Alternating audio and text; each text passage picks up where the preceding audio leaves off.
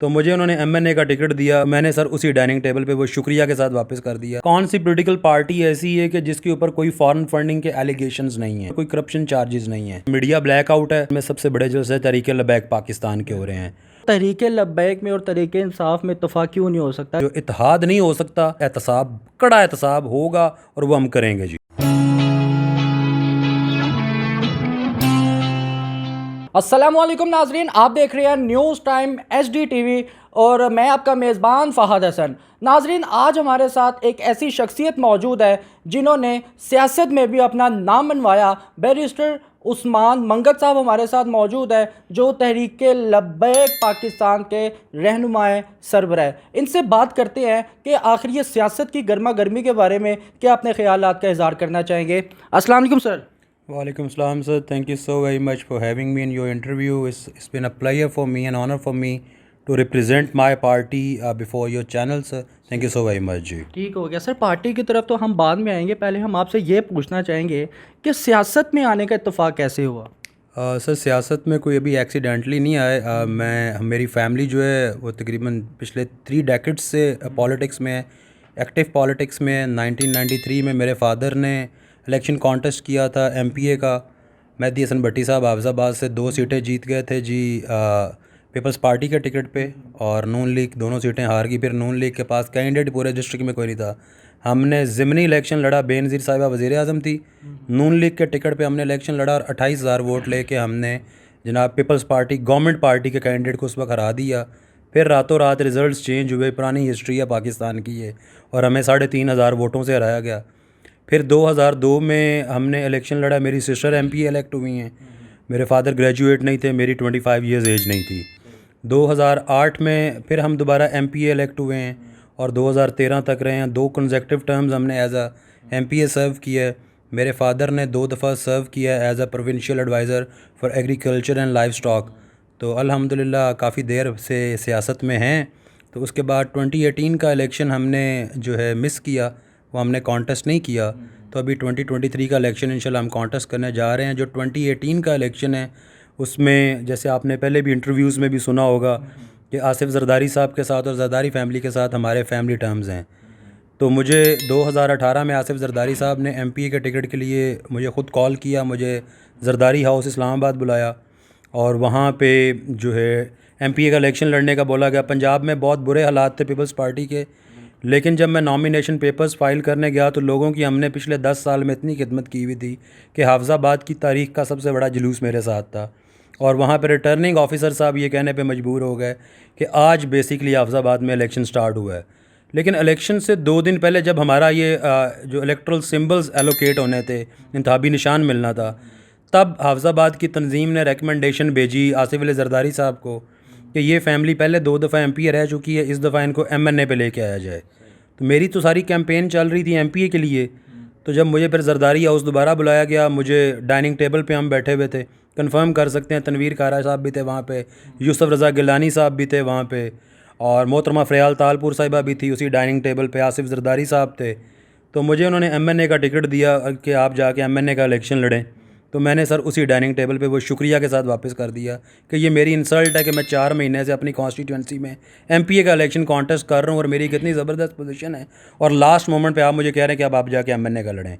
تو 2018 میں سر ہم نے اس وقت ٹکٹ واپس کیا، واپس اپنی کانسٹیٹوئنسی میں آئے اور آ کے تحریک لبیک پاکستان کے جو کینڈیڈیٹ نامینیٹڈ کینڈیڈیٹس تھے ان کو ہم نے حافظ آباد میں سپورٹ کیا۔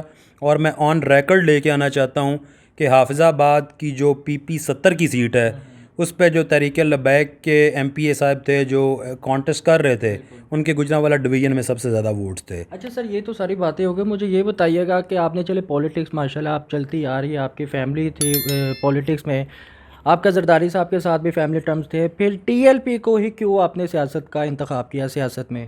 سر بیسکلی دیکھیں، میں ایک پڑھا لکھا آدمی ہوں اور اللہ تعالیٰ نے مجھے عقل بھی دی ہے، شعور بھی دی ہے اور وسائل بھی دی ہیں۔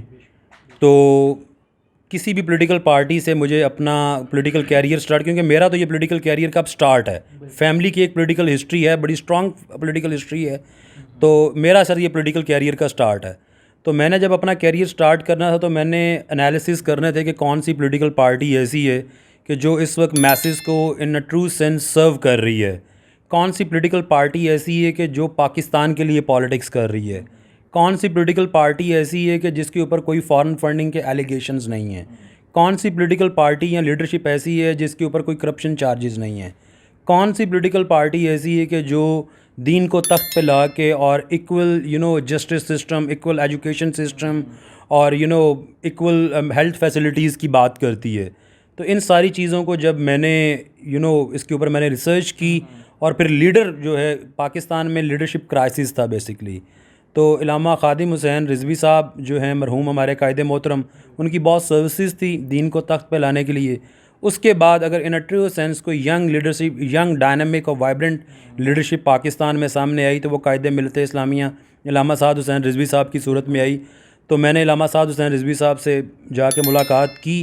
اس ملاقات سے پہلے تو شاید میں ڈبل مائنڈڈ ہو سکتا ہوں کہ ادھر I have to join TLP اور ناٹ۔ علامہ خادم حسین رضوی صاحب کے پردہ فرمانے کے بعد یہ کہا جا رہا تھا کہ علامہ سعد صاحب چلے ان کی جگہ پہ آت ہو گئی ہے، مگر یہ بہت کرٹیسائز کیا جا رہا تھا۔ باتیں سننے میں یہ آ رہی تھی کہ یار ایک نوجوان لڑکا ہے، وہ کیسے پارٹی کو لے کر چلے گا، کیسے مینیج کرے گا، مینجمنٹ کیسے کرے گا، وہ تو خود نوجوان لڑکا ہے۔ مگر علامہ سعد صاحب نے بڑے اچھے طریقے سے پارٹی کو سنبھالا ہے، اس کے بارے میں آپ کیا کہنا چاہیں گے؟ سر ابھی بائی الیکشن ہوئے ہیں پورے پنجاب میں، 2 ہم نے سیٹ کوئی نہیں جیتی، لیکن ہمارا جنرل الیکشن کے مقابلے میں بھی 6% ووٹ انکریز کر گیا ہے۔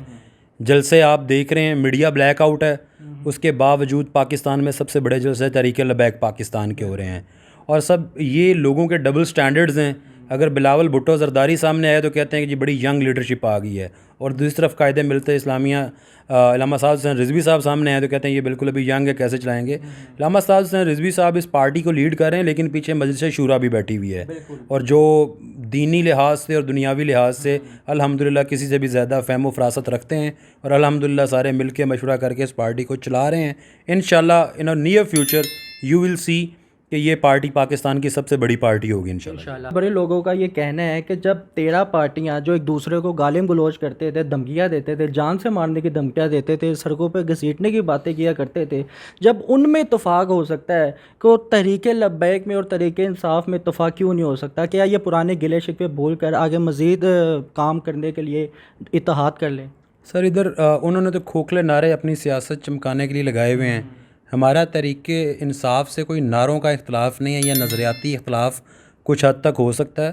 تحریک انصاف نے سر ہمارے پہ جو ظلم کیے ہیں، ہم وہاں سے فیض آباد سے اور وزیر آباد سے ہم اپنے شہید اٹھا کے اپنے کندھوں پہ لے کے آئے تھے۔ تو سر جو اتحاد نہیں ہو سکتا، لیکن انشاءاللہ اقتدار میں آ کے احتساب، کڑا احتساب ہوگا، اور وہ ہم کریں گے جی انشاءاللہ۔ نون لیگ اور پیپل پارٹی کی 35 سال کی گورنمنٹ جو پاکستان میں رہی ہے، حکومت رہی ہے، 35 سال کی حکومت کو مد نظر رکھیں اور 3.5 سال کی عمران خان کی تحریک انصاف پاکستان کی حکومت کو مد نظر رکھیں، تو کون سا پلڑا بھاری لگا؟ سر دونوں نے تباہی کی ہے سر، جتنی انہوں نے 35 سال میں کی ہے، اس نے اتنی 3.5 سال میں کر دی ہے۔ یہ تو اس کے نصیب اچھے، اس کی قسمت اچھی کہ اس کو شہباز شریف مل گیا اور اس نے گورنمنٹ لے لی۔ آپ چلیں جے باہر پبلک میں، جو دوبارہ اس کا نیریٹو اس نے بلڈ کر لیا ہے، اس کو جو سپورٹ کر رہے ہیں، یہی عوام آج سے 4 مہینے پہلے عمران خان کو جوتے مارنے کے لیے پھر رہی تھی، تو وہی اس نے پھر ایک نیریٹو اٹھایا، ووٹ کو عزت دو والا، نون لیگ والا نیریٹو PTI نے اٹھا لیا۔ تو آپ کو پتہ ہے سیاست میں بیانیہ بہت زیادہ ضروری ہوتا ہے، اس کا وہ بیانیہ ہٹ ہوا، اور اس کی قسمت اچھی کہ شہباز شریف جیسا اس کو احمق پولیٹیشین ملا، جس نے اس کو اس کشتی میں سے جناب، ڈوبتی کشتی میں اس کو دوبارہ جناب لا کے سرفیس پہ کھڑا کر دیا۔ عمران خان کو شہباز شریف کا شکریہ ادا کرنا چاہیے۔ جہاں سیلاب کی زد میں پوری عوام آئی ہے، بلکہ آدھے سے زیادہ پاکستان سیلاب کی زد میں آ گیا ہے، لپیٹ میں آ گیا ہے، اور یہاں کبھی جلسے ہو رہے ہیں، کبھی جلوس ہو رہے ہیں، کبھی ریلیاں نکل رہی ہیں، کبھی ایک دوسرے پہ پرچے نکل رہے ہیں، ایک دوسرے کے خلاف باتیں کی جا رہی ہیں، اور یہ کہاں مطلب کہ باتیں ہیں، مجھے کچھ سمجھ نہیں آتی۔ عثمان صاحب یہ بتائیے گا کہ جب سیلاب کی زد میں لوگ پھنسے ہوئے ہیں اور یہاں ایک دوسرے پر الزامات لگ رہے ہیں، اس کے بارے میں آپ کیا کہنا چاہیں گے؟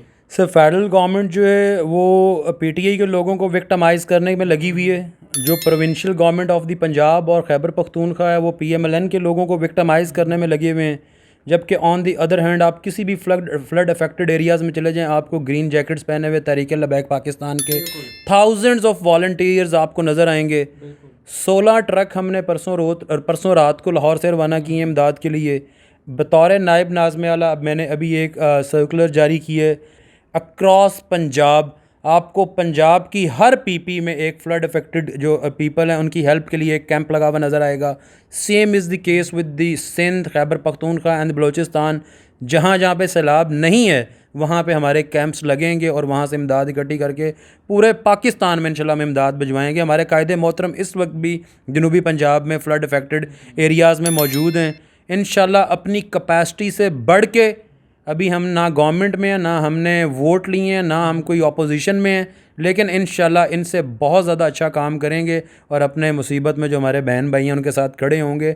کیونکہ سر ہمارا منشور ہے کہ ہم نے ڈپرائیوڈ پیپل جو ہیں ان کے لیے ہم نے کام کرنا ہے. ہماری تو پارٹی کا ہے ہی یہ عوام, پاکستان اور اسلام سر. تو انشاءاللہ اس منشور میں ہر چیز آتی ہے. اپنی کیپیسٹی سے بڑھ کے سر کوئی احسان نہیں کریں گے عوام پہ. یہ ہمارے پہ قرض ہے, اگر انہوں نے ہمیں 22 لاکھ ووٹ دیے تھے تو انشاءاللہ اس قرض کو ہم جو ہے نا اس خدمت کی صورت میں واپس کریں گے انشاءاللہ, اور بڑھ چڑھ کے آپ کو انشاءاللہ ہم کام کر کے دکھائیں گے, کر بھی رہے ہیں جی. صحیح ہو گیا. اچھا عثمان صاحب یہ بتائیے گا کہ پرویز الہی صاحب پنجاب کے سی ایم ہیں, تو کیا اس فیصلے سے آپ متفق ہیں؟ سر دیکھیں, اس وقت پنجاب میں یہی عمران خان صاحب تھے, یو ٹرن کے ماسٹر ہیں. میں نہیں کہتا ان کی ساری آپ باتیں سن لیں, ان کو پنجاب کا سب سے بڑا ڈاکو ڈکلیئر کیا عمران خان صاحب نے, اور اب الارمنگلی اسی ڈاکو کو جو پنجاب کی گورنمنٹ دے دی گئی. تو سر یو ٹرن لینے کے ماسٹر ہیں, بلیک میل ہوتے بھی ہیں, بلیک میل کرتے بھی ہیں. تو ابھی سر اب بات یہ ہے کہ وہ ایک through proper political process elect ہو کے آئے ہیں.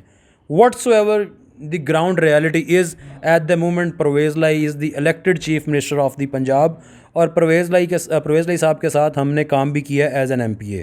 ٹھیک ہے, تو ابھی سر وہ ایک پراپر پروسیس سے آئے ہیں, تو میں کوئی ان پہ کیچڑ اچھالنا یا کوئی ایسی بات کرنا مناسب نہیں سمجھوں گا. ہاں, پرویز الہی صاحب کو میں مبارکباد ضرور دوں گا آپ کے انٹرویو کے توسط سے کہ جس بندے نے آپ کو چور اور ڈاکو کہا تھا پنجاب کا سب سے بڑا, اسی کو آپ نے لٹا کے اس سے پوری پنجاب کی گورنمنٹ لے لی.